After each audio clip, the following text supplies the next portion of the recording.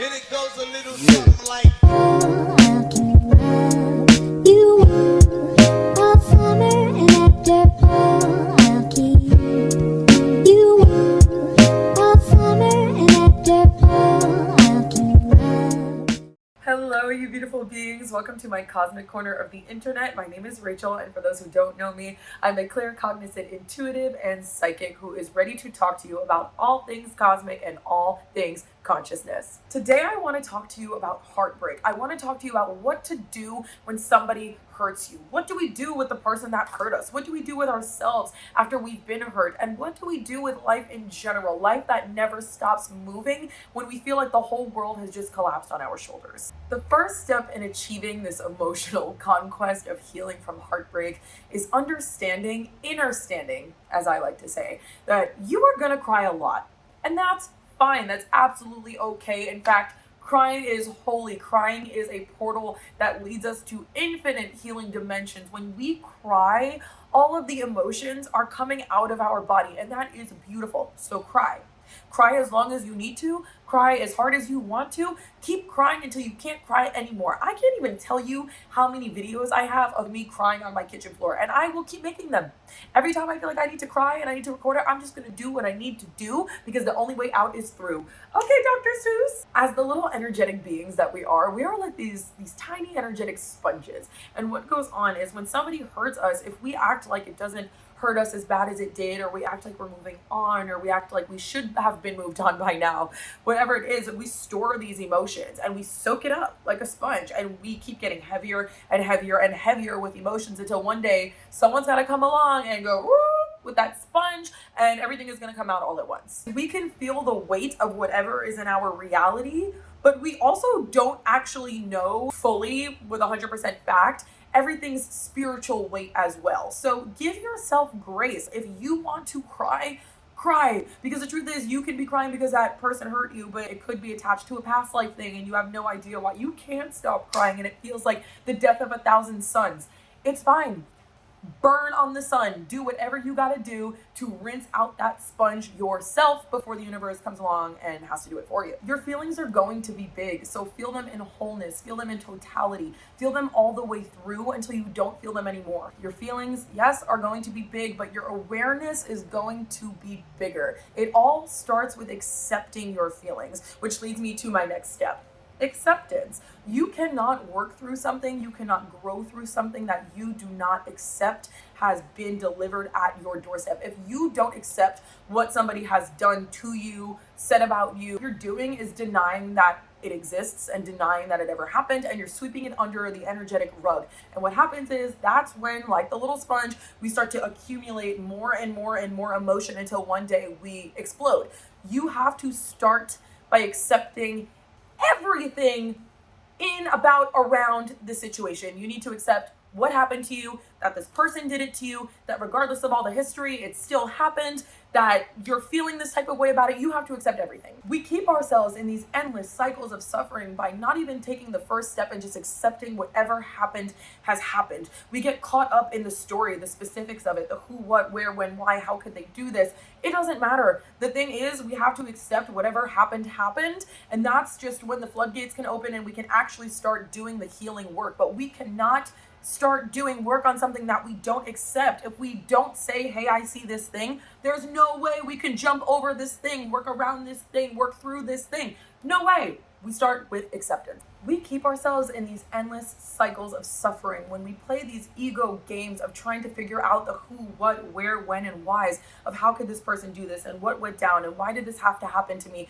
when the truth is none of it matters. The ego is going to keep you in this rat race. It's going to keep you trying to figure out the specifics of the story and make all the math, when the truth is the math doesn't need to math because the bigger picture here is still happening. The ego will have you believing that if you accept something that you went through, like you have been defeated, like somebody has won, when that is the furthest thing from the truth. When you accept what has happened to you or what somebody did to you, whatever it is, you are giving yourself permission to let whatever it is go. When we accept something, we acknowledge its existence and we shine a cosmic light on it and say, hey, I see you now. I see you now. Now, how do we progressively move forward with all this? Visualize this. When someone hurts you, it's almost like they gave you a little baby plant. And you asked for $1 million, but they gave you a baby plant. And you have a brown thumb and you have no idea how to take care of plants. You actually have no idea what this plant is. You said, is it an orchid? Is it a cactus? Does it grow in the snow, in the desert? How am I supposed to take care of this thing? Feed it, help it survive. And of course, it would be so much easier if we knew everything about the plant, if we had closure about what it was and where it thrived, whether it thrived in the snow or in the desert, what amount of water it needed. But the truth is, it does not matter because we are still here with this plant and we have to figure it out ourselves with no guidebook. Most of the time, life doesn't give us the luxury of walking into a plant store and picking out what plant we want, what lessons we want to learn. It'll just walk past you on the side of the street and be like, here's a plant, don't know what it is, but figure it out. Sorry, plants. Most of the time in life, we will not get closure around what the plant is, but it doesn't matter because it was never about the plant. In the same way, it was never about the person. It was never about the specifics of what happened to you. It is all about you. It is about the opportunity that you have been given to remember who you are. Every single thing that is put on your path, every obstacle, every heartbreak, every challenge that is here for you is here to help you awaken into the remembrance of who you are. It was never about figuring out who the hell passed you on the street that handed you this plant or figuring out if the plant was an orchid or a cactus. It was about the tools that you learned along the way on how to nourish this thing. It's about the steps you figured out by yourself on, oh, look, when I pour into the plant this way, it grows even better. That's what this is all about. It's about how you pour into you and you take the tools that you have been given to build a new future, a better timeline. Build and embody your higher self right in front of your own eyes. Like I said, this is a journey of acceptance. And when you accept that there are cracks, you can start to see that the cracks are how the light filters in. You need to come to a point that you are so whole within yourself, so whole about this plant. And no, you didn't ask for it. You asked for $1 million, but you figured out how to make it survive and how to love it and how to help it flourish. And in no time, you are going to be able to see the gift and the magic that this plant is affording you the opportunity to discover. I'm telling you, it's amazing. This is how the universe works. The second you stop needing external closure from a person, place, situation, what have you, that's when that external closure will make its way to you. The second you figure out how to do stuff by yourself and you figure out how to do that internal work and you don't need anybody and you've released all your attachments to things, that's when things start coming back to test you, and someone will come back, the person who gave you this plant will circle back and be like, by the way, it was an orchid. And you're going to be like, it doesn't matter. It doesn't matter. Look at my orchid. Look at it. It's actually in the Guinness Book of World Records for being the biggest orchid on the planet. Okay. I figured out how to do that myself without even knowing it was an orchid. So let's start with this. Every time you have a triggering thought, a thought that takes you away from your now moment, that sends you into the hurt of the past or the anxiety of the future, or triggers you to a specific instance or reminds you of a person, whatever, instantly change it. I'm telling you, think butterflies, think peanut butter, think Leonardo DiCaprio finally won an Oscar, think I'm being paid next Tuesday, whatever it is, instantly change your thought in that moment and make that a pattern. I'm telling you, the second you have a thought, switch it up. The second you think, oh my God, green was his favorite. Oh my God, butterflies.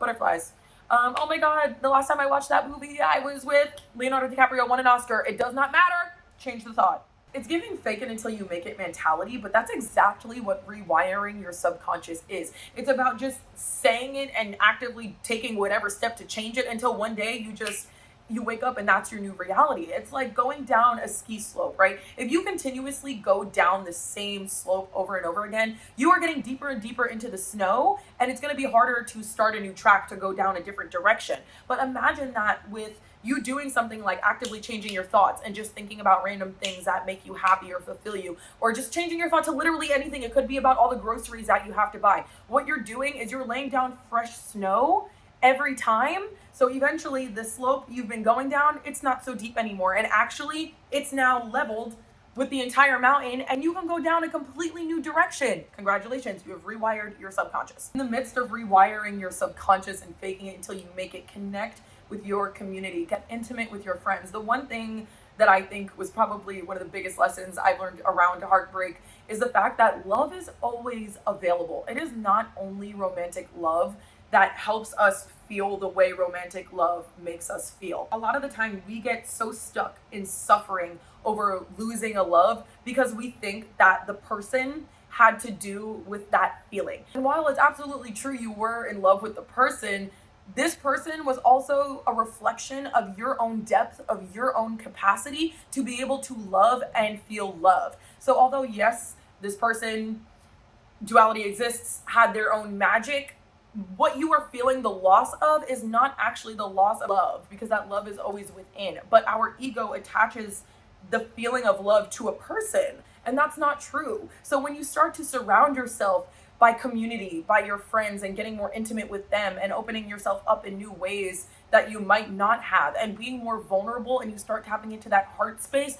you start to feel that love all of the time. And suddenly you wake up one day and you realize that that person, you did love them, but they were just a vehicle for love. And there are so many vehicles of love around you that you can choose to ride and experience all the time and feel that magic always. Connecting with people and doing things that help you feel more fulfilled, that help you feel more happy and more you. You start to become more in alignment with who you always have been, that magic that is deep down at your core. And you start to be able to really observe and come from this third person place of why you had to go through what you went through, and you begin to accept it even further because you're tapped into this heart space. This is all about sinking back into yourself.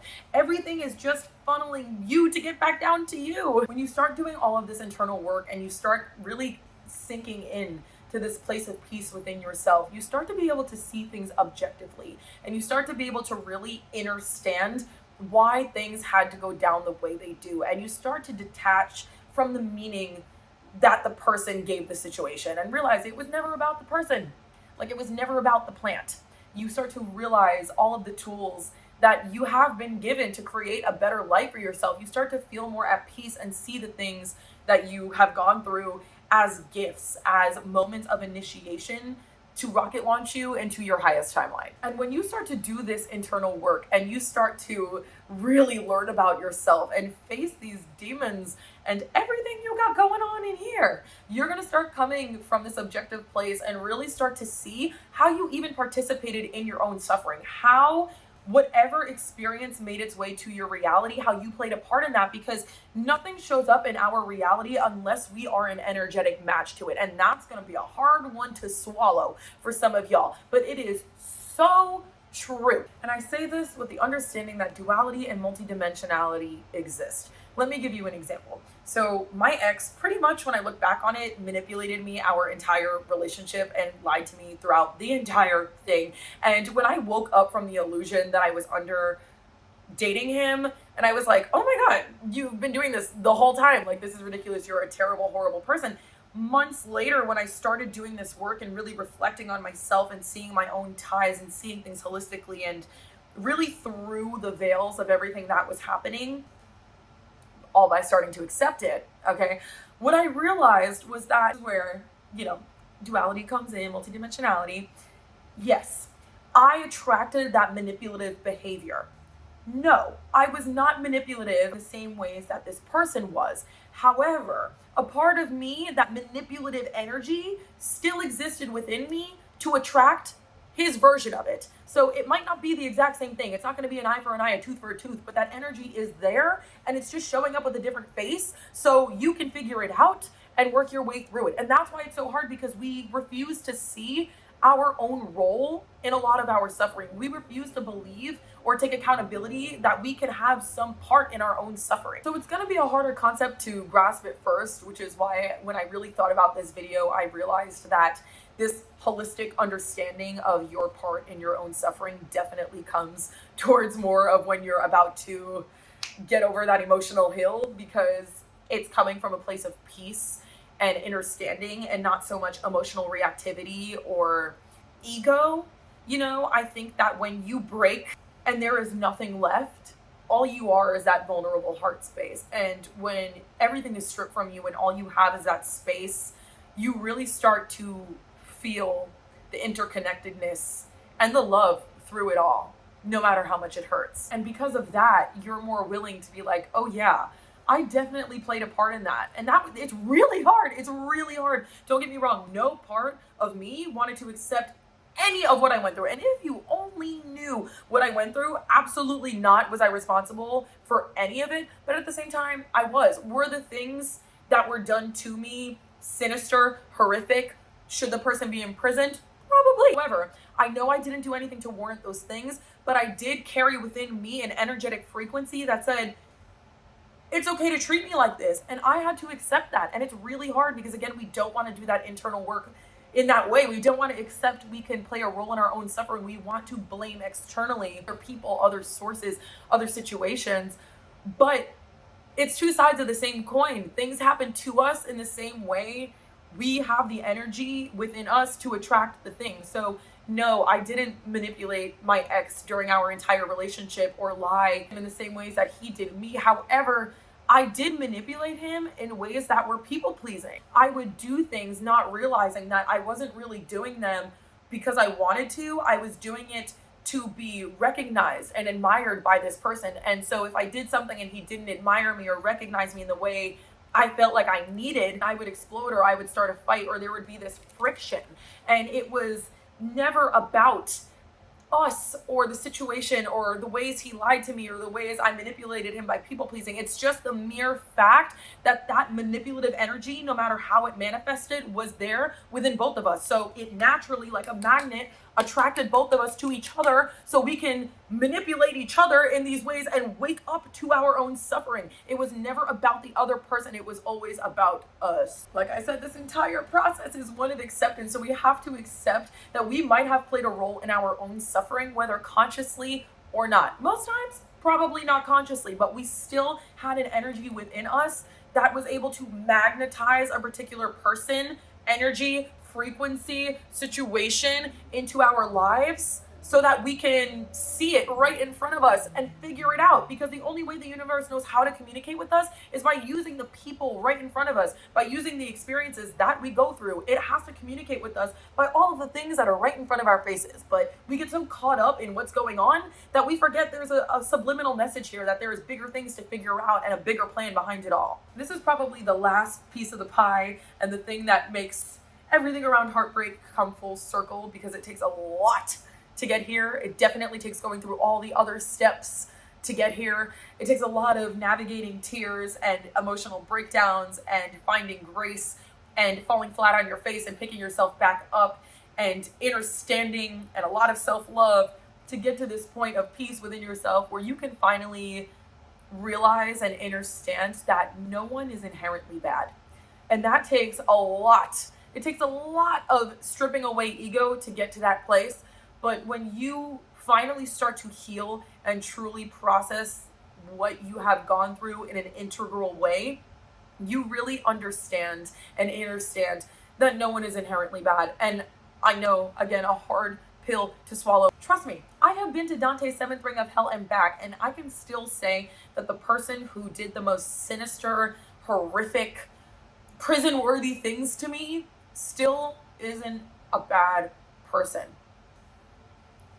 As I mentioned earlier, duality absolutely exists. So on a physical level, somebody can suck and they can do really horrible things to you. That is absolutely true and absolutely valid. And every emotion you feel around it is 100% real, true, and again, valid. However, because duality is also true, and so is multidimensionality, it is also true that on the spiritual plane, what actually happened between you and this person is that you said before you incarnated into this life, hey, I need to learn this lesson.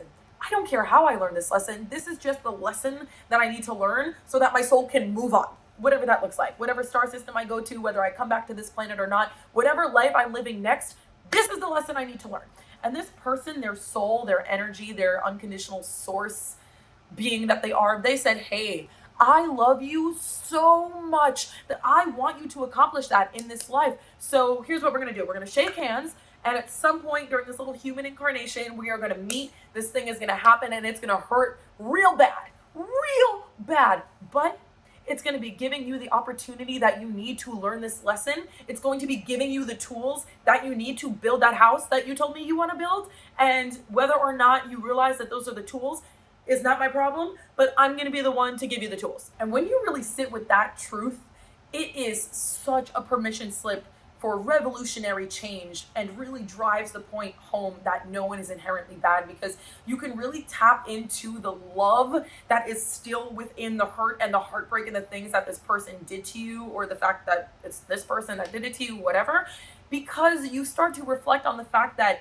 you had to learn a lesson, and you know that this person, although physically on a little earthly level might not be showing you a whole lot of love, their higher self, which is who they really are, they love you so much that they sacrificed. The higher self sacrificed the little earthly self and said, you know what? I love you so much that it's fine if our earthly selves don't talk anymore, because you need to learn this lesson and I want to help you do that. So I'm going to sacrifice our relationship, our connection, so that you can learn. And again, whether or not you take those tools and build a house, it's a hands-off approach. Hopefully you do, and you learn, and you tap back into this magic so that you can learn how to create something out of it. Or you can do nothing with the tools that this person has given you and have to reincarnate into another lifetime to learn the same lesson with a different face, probably with the same soul, just a different experience. So get ahead of the game and start using the tools that heartbreak gives you to do that inner work, to build yourself up again, to build your highest reality. Because also something you have to understand is that your soul didn't agree on the specifics of what was going to happen with this person. Your soul didn't handshake and say, hey, we're going to do this to each other and it's going to be real horrible and these are all the ugly details. They didn't decide on that. What they decided was, hey, I need to learn self-sovereignty and I need to learn how to not be dependent on somebody. So what's going to happen is, you're going to teach me that. Let's handshake. Your souls agree on the lessons that you both need to learn, but it doesn't agree on the specifics. So it's not that your soul is going to handshake and say, yeah, at 24, we're going to date and I'm going to cheat on you and then you're going to cheat on me. It's going to be this whole thing. That's where free will comes in. What the soul says is, hey, at 24, it's my time to learn about self-sovereignty. It's my time to learn independence and forget everything about codependency, because I can't bring that with me into the next lifetime. So that's what you're here to help me with. Cool, boom, handshake. And that's where free will comes in. That's where the human, the little earth being, will make the mistakes or make the pain or whatever happens happen. But it's not about the specifics. Again, it is all about the bigger picture. It is all about you. It is not about what the person is doing to you or what they are saying to you. It is all about taking everything that you are going through and experiencing and collecting it as cosmic data to learn more about yourself, what you need to learn in this lifetime, and how you can apply the lessons that you have learned to your life now, to your everyday reality, how you can use the tools you've been given to, yes, build that house, but also make every single day of your life better, more fruitful, more abundant, more joyous, and more peaceful. I think I've made it pretty clear that the most important thing in dealing with heartbreak is acceptance. And that radiates and ripples through multiple realms. Healing is not linear. It is not just one thing you have to focus on. It is like a disco ball, okay? Imagine when a light shines on a disco ball, there are a million reflections that are going all around the room. And that's exactly what happens when you are healing. You are figuring out all these little bits and pieces of light, the little fragments that you are, and putting them all together and remembering the wholeness that you are, to remember that you are the whole disco ball and you are not just the shattered, fragmented light pieces. And it's going to be a process and it's going to be painful, but it's also going to be beautiful. And when the picture comes together, just like the disco ball, nobody's going to be able to stop looking. Everyone's going to be like, who is that? They're glowing. They're amazing. They have done so much. They've conquered the world. They can do anything they want. And you are going to feel that way as well. And you're going to believe it too. One day you are going to wake up and feel the embodiment of being that disco ball. You are going to wake up and say, wow, I feel light today. I feel physically light today. And I feel like light today. And you are going to feel your presence change and feel your magnetism that you have walking about your reality, because you're coming from a new, whole, more aware, conscious, healed place. Which is something that I also want to remind you, is that yes, you can take active steps towards healing and working your way through healing and getting to a place where you feel lighter. However, also understand that the second injury is inflicted, the second conflict happens, is the second that healing begins to happen. The same way that when you're scratched, your body sends all of its cells to that little patch of skin to be able to repair it, is the same way that the second conflict happens, the second injury happens, heartbreak happens, is the second healing begins to also happen. Absolutely take the steps and do the inner work. Apply conscious work to be able to heal yourself and grow through whatever you're going through, but also give yourself grace and understand that there are going to be days you don't feel like doing it, and that's fine. There are going to be days that feel like you have taken 1,000 steps backwards, and that's fine. Know that no step is going backwards. Any step you are taking is a step forward, but also understand that that healing is simultaneously happening whether you are consciously putting in work or not. And don't give yourself permission to give it on up and let go real easy and be like, I'm just going to heal by myself and wake up healed one day. No, you have to take inspired action, but also understand that it's okay to just sleep in some days. And there's going to be days you don't want to paint as therapy or go to yoga or do intricate journal prompts to take a deep dive into your soul. It's okay. Give yourself the grace and understand the healing is still happening anyway. And like I said, don't use that as an excuse to not take any steps towards healing.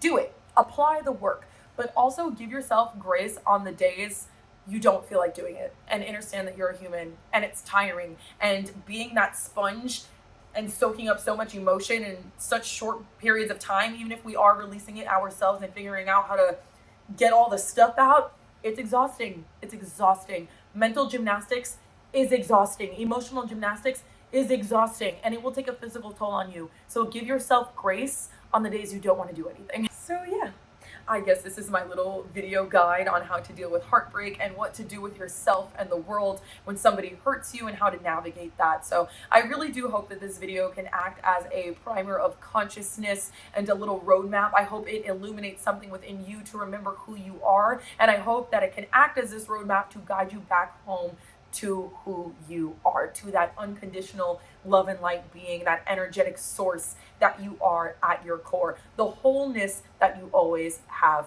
been. Thank you so much for being here with me and sharing this space with me. I really do honor and see you and appreciate you, and I'm so grateful to be here with you. If there's one thing I really at my core believe, it's the fact that we are all walking each other home, and I hope that in this video I have extended a hand in some way in which I can offer to grab you to help walk you home, back to yourself and back to the magic that is the universe.